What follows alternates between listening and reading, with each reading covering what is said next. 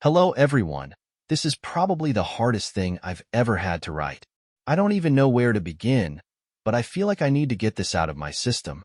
My wife, Emma, and I have been married for 6 years.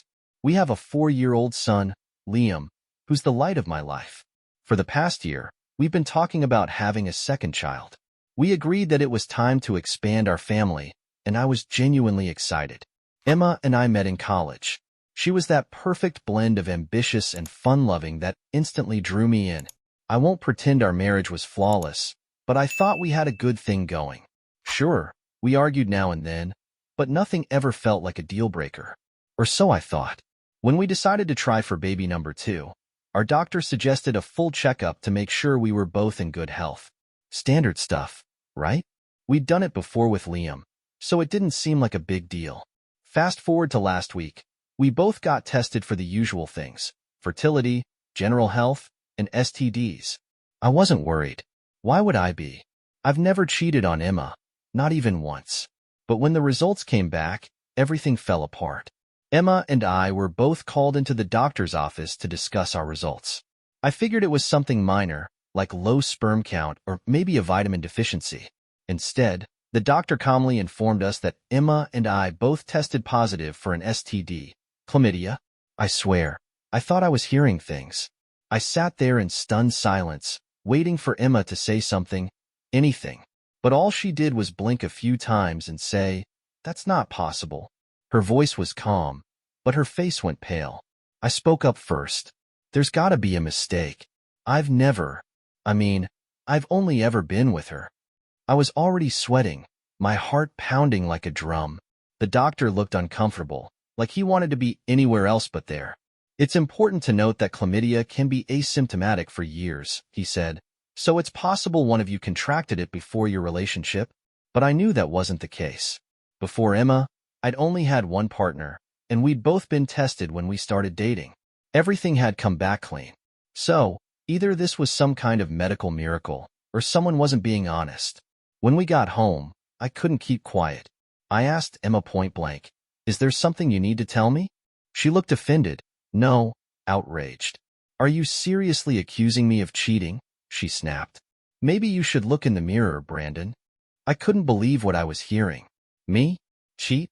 I've spent the last 6 years building a life with her, staying late at work to provide for our family, and coming home every night to tuck Liam into bed. I've been nothing but loyal, and now she's turning this on me? "Emma, I've never cheated on you," I said, my voice shaking. "Not once. But this doesn't make sense unless someone has been unfaithful." Her face hardened. "Well, it wasn't me. So maybe you're not as innocent as you think." And just like that, the conversation ended. She stormed upstairs, leaving me alone in the living room, staring at the floor like an idiot. I didn't sleep that night. My mind was racing with questions. Could I have somehow contracted this without knowing? Was she telling the truth? The possibility that Emma had been unfaithful was like a punch to the gut. This was the woman I'd trusted with my life, the mother of my child. And now, I couldn't even look at her without feeling a mix of anger, confusion, and betrayal. I keep replaying that doctor's visit in my head, trying to find a loophole, some way this could all be a terrible misunderstanding. But deep down, I know the truth is staring me in the face. Emma is lying about something. I don't know what to do. I feel like my entire world is crumbling around me, and I don't know how to stop it. After that night, the tension in the house was unbearable. Emma and I barely spoke, and when we did, it was mostly clipped sentences about Liam or daily logistics. Every time I looked at her, my mind went straight to that doctor's office. How could she sit there so calmly and deny everything? If it wasn't her, then who? I spent the next few days in a haze, overthinking every interaction, every moment in our relationship. Had I missed something? Was there a sign I'd overlooked? I even started questioning my own memory, like, could I have done something stupid in my younger years and forgotten about it? But no, I knew I hadn't.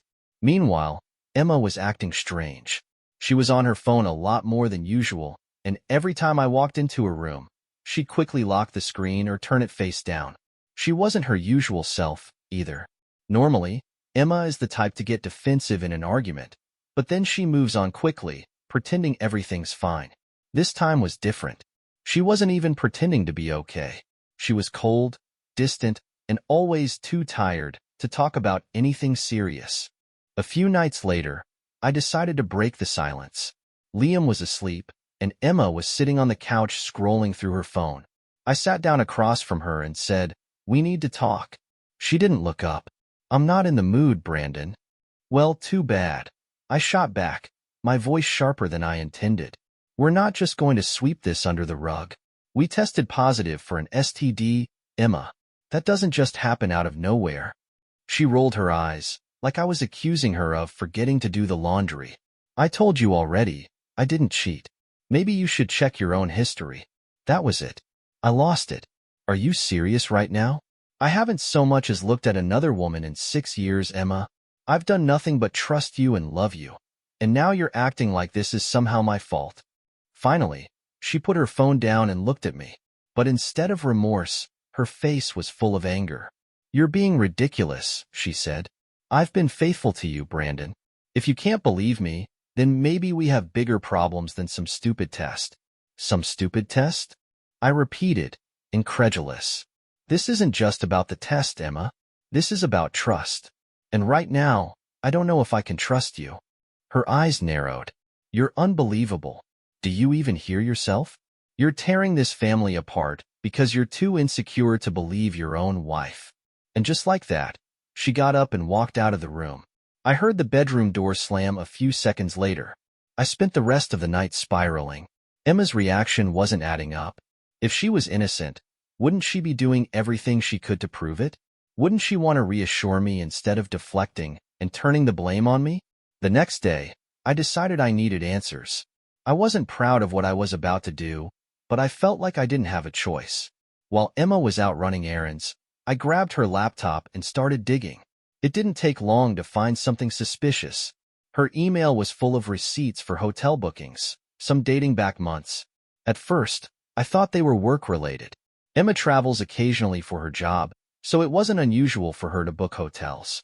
But then I noticed a pattern. The dates lined up with times when she claimed to be visiting her sister or out with her friends. My stomach dropped.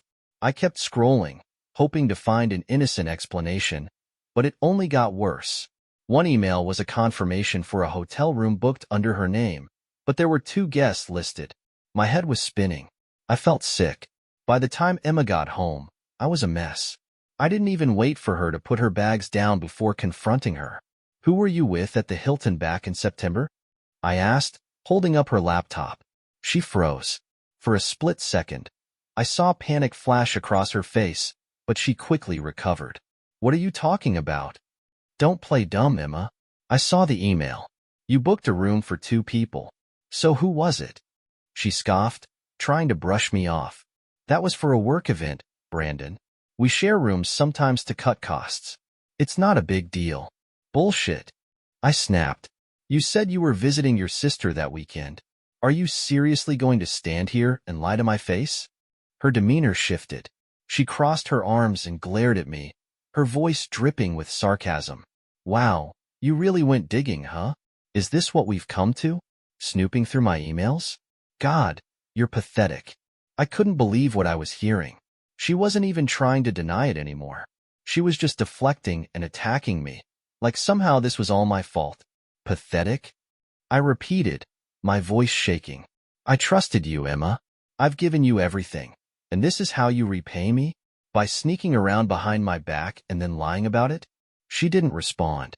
Instead, she grabbed her purse and walked out the door without another word. That night, I hit rock bottom. I didn't eat, didn't sleep.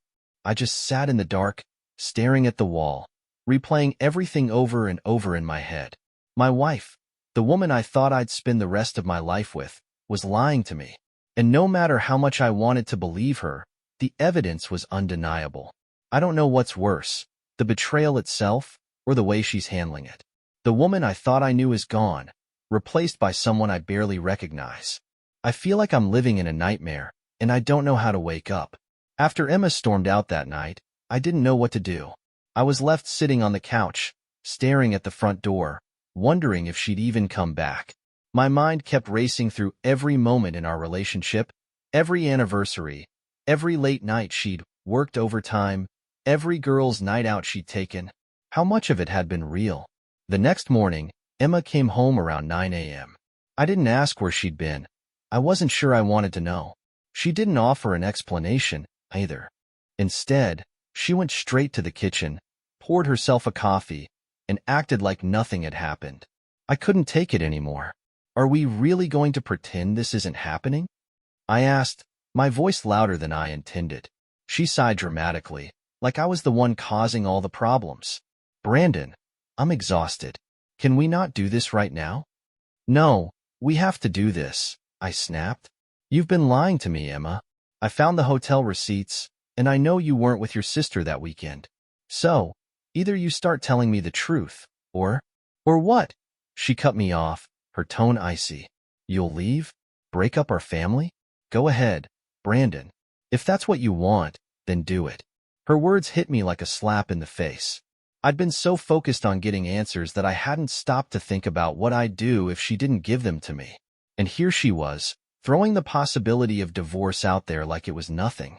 I don't want to leave, I said, my voice cracking, but I can't stay in a marriage built on lies. So, please, just tell me the truth. For a moment, I thought she might actually open up. Her expression softened, and she looked down at her coffee mug, avoiding my gaze.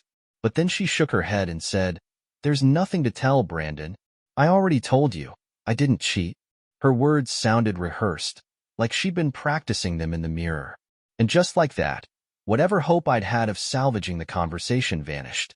Over the next few days, things only got worse. Emma continued to act like I was the bad guy for questioning her, and I couldn't stop myself from spiraling. Every little thing she did set me off. If she spent too much time on her phone, I assumed she was messaging someone. If she went out to run errands, I wondered if she was meeting up with someone else. One night, after Liam went to bed, I brought it up again. Emma, do you even care about fixing this? I asked. She rolled her eyes. God, Brandon, I'm so tired of this conversation. You're like a broken record. A broken record? I repeated, my voice rising. Do you have any idea how much this is killing me? I wake up every morning wondering if the woman I married is a stranger, and you act like I'm the one causing problems. Well, maybe you are, she snapped back. You're so obsessed with this stupid test that you're ignoring everything else. I've done nothing but love you and support you. And this is how you repay me? By accusing me of cheating? Her words stung, but not because they were true. They stung because they were almost true. Emma had been a great partner in so many ways, at least, that's what I'd thought. But now I was starting to see her in a different light. How much of her love and support had been genuine, and how much of it had been a cover for something darker. A few days later, I decided to take matters into my own hands. I called Emma's sister, Jessica, to see if she could shed any light on the situation. Jessica and I had always been on good terms, so I figured she might be willing to talk. Hey, Jess, can I ask you something? I began, trying to sound casual. Of course, she said. What's up? Do you remember that weekend in September when Emma said she came to visit you? There was a long pause on the other end of the line. No, I don't think so. Why? My heart sank. She told me she spent the weekend with you. Are you sure she wasn't there? I'm positive, Jessica said. The last time she visited me was, probably last summer. I thanked her and hung up, feeling like the ground had been ripped out from under me. Emma hadn't just lied to me. She lied to her own sister, too. That night, I confronted her again. I talked to Jessica, I said, watching her face closely for a reaction. Her eyes widened for a split second, but she quickly recovered. Why are you dragging my sister into this? Because you dragged her into this, I shot back. You used her as an excuse to cover up whatever you were really doing. So tell me, Emma, who were you with that weekend? She didn't answer. Instead, she turned and walked upstairs, slamming the bedroom door behind her. At this point, I felt like I was losing my mind. Emma's refusal to talk, combined with her increasingly erratic behavior, was pushing me to the brink. I didn't know what to believe anymore. All I knew was that the woman I'd married was hiding something, and no matter how hard I tried, I couldn't get her to tell me the truth. Emma's refusal to explain herself left me with no choice but to dig deeper on my own. I hated the idea of invading her privacy, but at this point, I felt like I was living with a stranger. If she wouldn't give me answers, I'd have to find them myself. One night after she fell asleep, I took her phone. My hands were shaking as I typed in her passcode, hoping I remembered it correctly. I did. Her messages were the first thing I checked. Most of them were harmless, chats with her sister, friends, and coworkers. But then I found a thread with someone named Mark. It wasn't saved as a contact, but the conversation was recent. Scrolling through the messages, my stomach dropped. Mark, last weekend was amazing.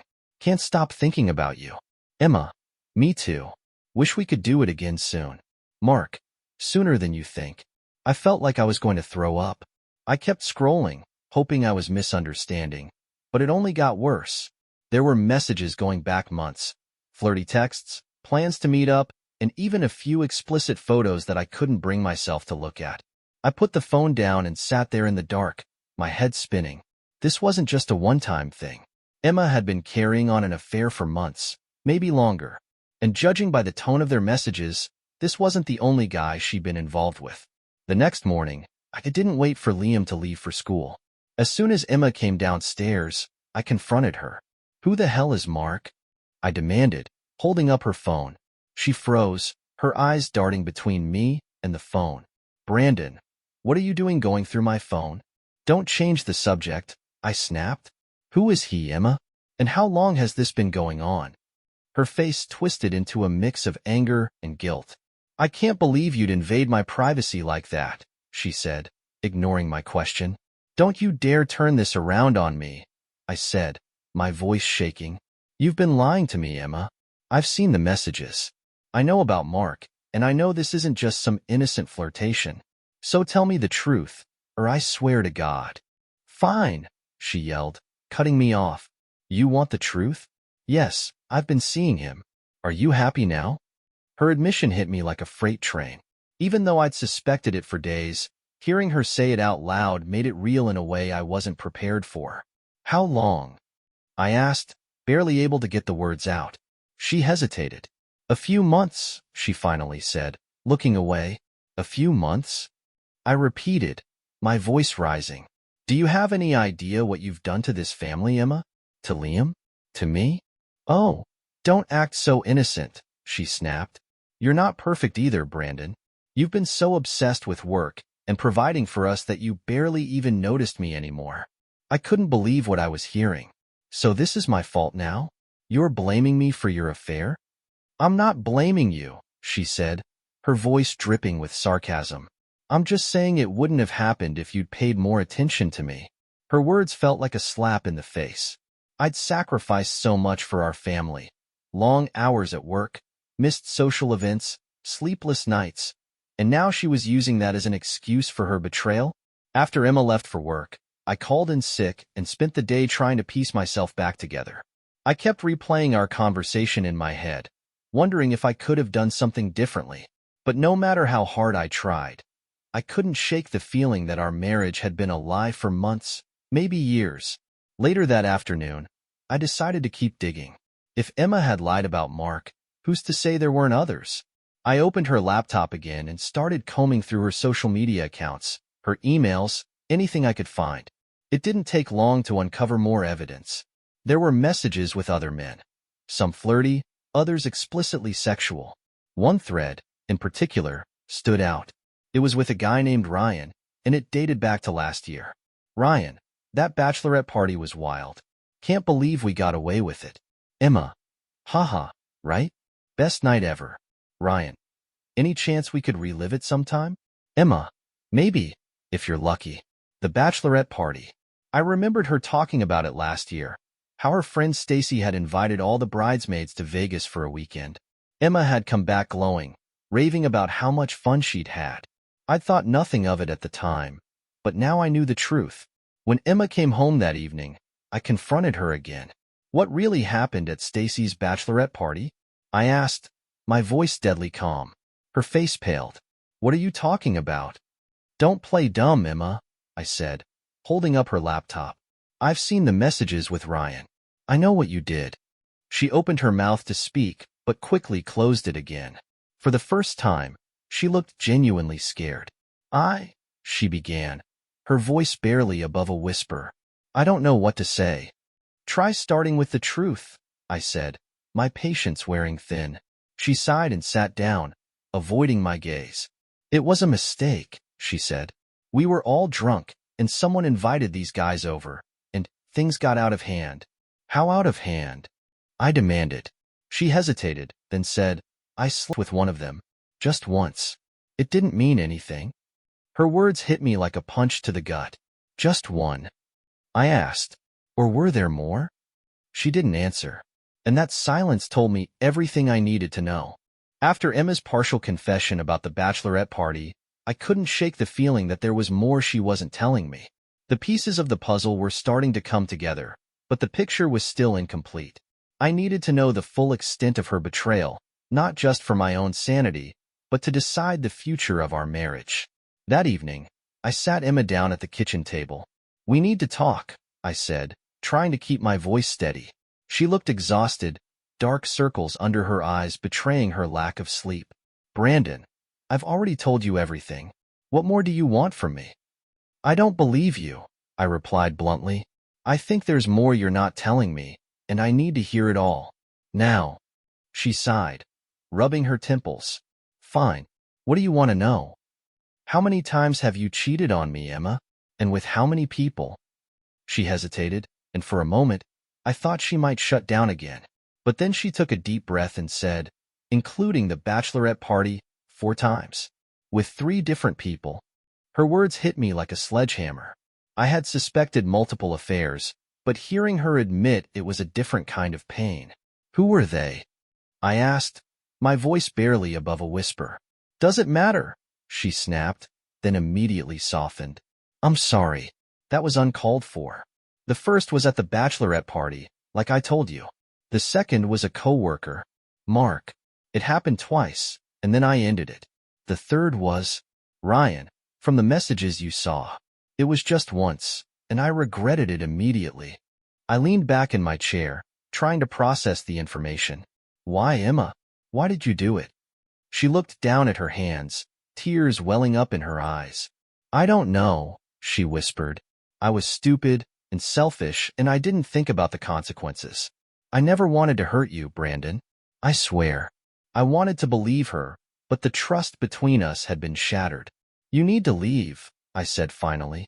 She looked up, panic flashing across her face. What? No, Brandon, please. We can work through this. I love you. If you loved me, you wouldn't have done this, I replied, standing up. Pack a bag and go stay with your sister. I need time to think. She started to protest, but then she saw the resolve in my eyes and nodded silently. As she walked upstairs to pack, I felt a strange mix of relief and sorrow. I didn't know what the future held, but I knew I couldn't continue living a lie. When Emma left that night to stay with her sister, the house felt eerily quiet. For the first time in years, I was truly alone. Liam was asleep upstairs, blissfully unaware of the chaos unraveling around him. I sat on the couch, staring at the blank TV screen, my thoughts racing. Emma's confession replayed in my mind on a loop. For times. 3 men. How had it come to this? How had the life I worked so hard to build fallen apart so quickly? Over the next few days, Emma sent me texts trying to apologize and make amends. Emma, I'm so sorry for everything, Brandon. I know I hurt you, but I love you. Please let me come home so we can fix this. Me, you need to give me space right now. Emma, I understand. Just know that I'm not giving up on us. Her messages felt hollow. I knew she was sorry, probably more sorry that she'd been caught than for what she'd done. I couldn't shake the image of her with those men, laughing and flirting while I was at home taking care of Liam. The betrayal cut deeper than I thought possible. A few days later, Emma called and asked if we could meet to talk. I agreed, partly because I wanted closure and partly because I felt I owed it to myself to hear her out. We met at a coffee shop downtown, far from the house and any chance of Liam overhearing. When she walked in, I barely recognized her. She looked worn down, her usual confidence replaced with an air of vulnerability. Thanks for meeting me, she said, sitting down across from me. I'm here, I said flatly.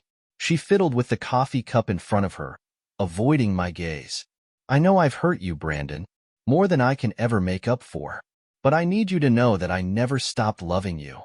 Funny way of showing it, I replied, unable to keep the bitterness out of my voice. She winced but didn't argue. I messed up. I know that. I let myself get caught up in, I don't know, the thrill, I guess. But it didn't mean anything, Brandon. None of them meant anything. Then why do it? I asked. Why throw away everything we've built for a few meaningless flings? She finally looked me in the eye, her expression filled with regret, because I felt invisible. You were always working late, always focused on providing for us. And I'm grateful for that, I am. But I felt like I was just there. Like I wasn't your priority anymore.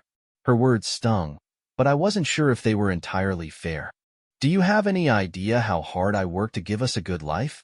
To make sure Liam had everything he needed? I was doing it for us, Emma. For our family. I know, she said, her voice breaking, but I didn't see it that way at the time.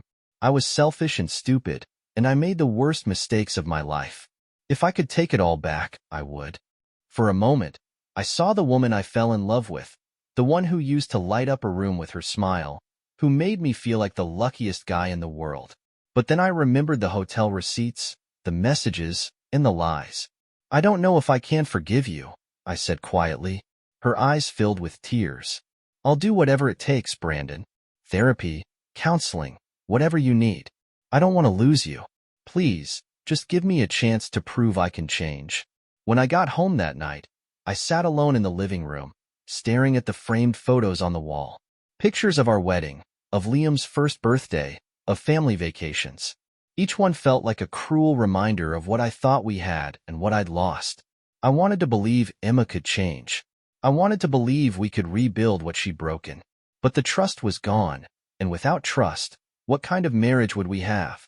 I stayed up late into the night, weighing my options. On one hand, I loved Emma, and I didn't want to tear our family apart. On the other hand, I couldn't ignore the betrayal. Forgiving her would mean carrying this burden forever, constantly wondering if it would happen again. By the time the sun came up, I still didn't have an answer. The days that followed my meeting with Emma were some of the hardest of my life. I felt like I was standing at a crossroads with no clear path forward. I knew staying would mean wrestling with the constant fear of betrayal, but leaving felt like admitting defeat. Not just for me, but for Liam, who deserved a stable home. Emma texted me every day, alternating between apologies, pleas for forgiveness, and declarations of love. Emma, I know I've messed up, Brandon, but I'm not giving up on us. Please, just let me come home. Emma, I miss you. I miss Liam. I want to fix this. I'm willing to do whatever it takes. Emma, I know you're angry, but don't shut me out. I'm still your wife. The messages didn't bring comfort. They only added to my turmoil. I started talking to friends and family about what had happened, looking for guidance. My best friend, Jake, was blunt as always. Dude, she cheated. Not once, not twice, multiple times. That's not a mistake. That's a pattern. You deserve better than that. My sister, Megan, was more measured. I'm not saying you should forgive her, but if you think there's even a small chance you can work through this, maybe try counseling first. At least for Liam's sake. I appreciated their honesty, but their advice didn't make my decision any easier. One night, I decided to reach out to a marriage counselor. I figured it was worth at least exploring the possibility of reconciliation, if only to be able to say I'd tried. Emma eagerly agreed to attend the sessions, and the first one was scheduled for the following week. The counselor, Dr. Ellis, was calm and professional, immediately setting a tone of safety and honesty. The goal of these sessions is to create a space where both of you can share your thoughts and feelings without judgment, she explained. In the first session, Emma spoke about how she felt neglected in the marriage, about how my long work hours and focus on providing financially made her feel emotionally disconnected. I'm not excusing what I did, she said, tears streaming down her face. But I felt so alone, Brandon. I just wanted to feel wanted again. Her words stung, but I forced myself to listen. When it was my turn to speak, I laid everything out. I worked long hours because I wanted to give our family a good life. I thought I was doing the right thing. And while I understand now that I might not have been emotionally present enough, that doesn't justify what you did. You didn't just cheat on me, Emma. You lied to me. You betrayed me.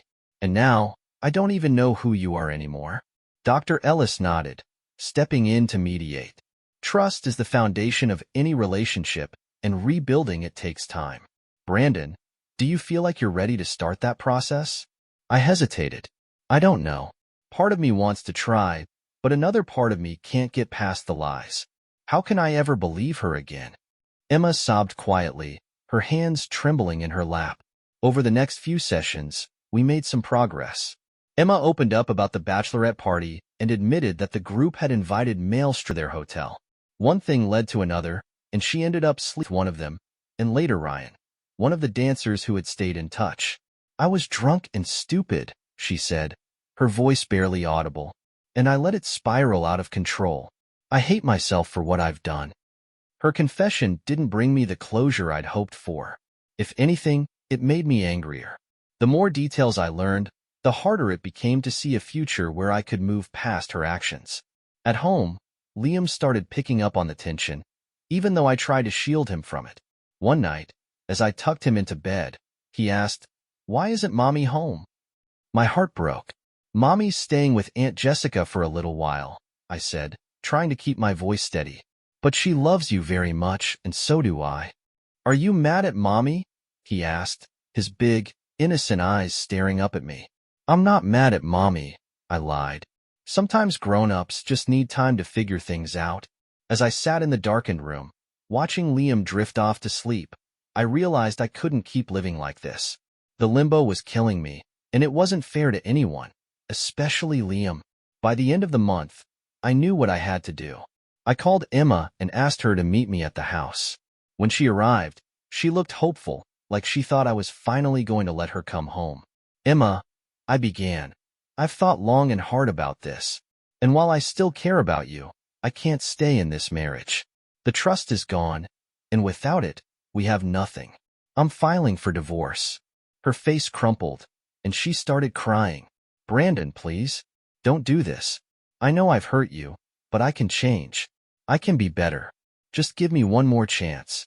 "I've given you enough chances," I said, my voice firm. "This isn't about punishment, Emma. It's about what's best for me and Liam.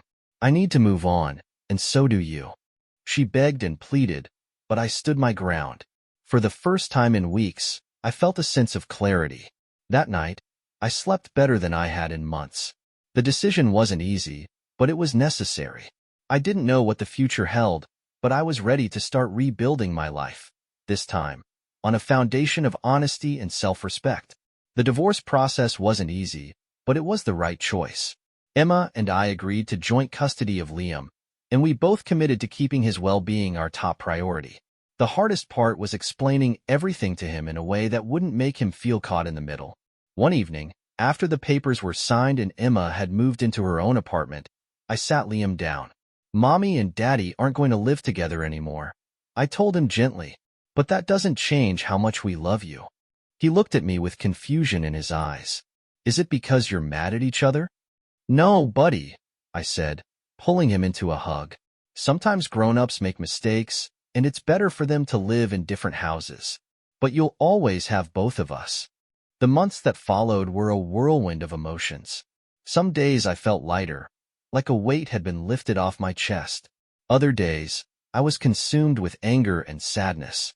I missed the life I thought I had, the future I'd imagined for our family. But as time went on, I began to see things more clearly. Emma wasn't the person I thought she was, but that didn't mean I had to hold on to the bitterness. Therapy helped me unpack the betrayal and focus on what I could control, my own healing and my role as a father. One of the biggest lessons I learned was the importance of boundaries. I'd spent so much time trying to be the perfect provider that I lost sight of the emotional connection Emma and I once had. That didn't excuse her actions, but it taught me a valuable lesson about balance and communication. Emma and I eventually found a way to co-parent effectively. She worked hard to rebuild her relationship with Liam, and I respected her for that. While we weren't friends, we were civil, and that was enough for me. One night, as I was tucking Liam into bed. He looked up at me and said, "I like when we do stuff, just us two." His words warmed my heart. "Me too, buddy. You're my favorite person to hang out with." He grinned and hugged me tightly. In that moment, I realized that while I'd lost a lot, I still had the most important thing in the world, my son. Looking back, I wish things had turned out differently, but I don't regret the decisions I made. Emma's betrayal taught me the importance of self-respect and not settling for less than I deserve. It also reminded me to cherish the relationships that truly matter, the ones built on trust and love. If there's one piece of advice I can offer to anyone going through something similar, it's this. Don't ignore the red flags, and don't let fear of the unknown keep you in a situation that's hurting you. Healing takes time, but it's worth it. As for me, I'm still healing, still learning, and still figuring out what's next. But for the first time in a long time, I feel hopeful. Share your thoughts and theories in the comments below. Thanks for watching, and don't forget to subscribe to Cheating Storytelling for more gripping real-life tales. Catch you in the next video.